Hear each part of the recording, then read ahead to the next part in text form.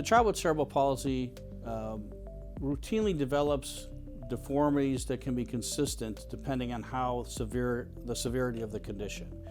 I try to urge families to be aware of that there are time-dependent factors that may improve the condition's treatment. So let's say the child has hip dysplasia, or the hips are slipping out of the socket due to the spasticity, the condition that's very, very common in a child with full involvement or spastic quadriplegic. Maybe all body parts are involved.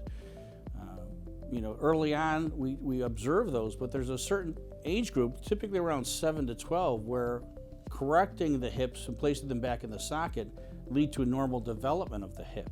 If you lose that opportunity and you wait beyond that, it may be very difficult or impossible to reconstruct the hips. So there are times that can pass by where the treatment was the most optimal period had passed by. So that goes along with the spine.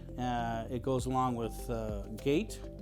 So a child who's very young may be walking but very struggling to walk, compensating in many manners that we typically don't compensate.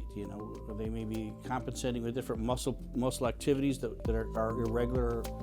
And while the mother or father may feel that it's enough or it's adequate, as the child gains weight and gets older, goes through development, they may lose the ability to ambulate. So the key is not just to maximize or optimize the gait ability, but to maintain it.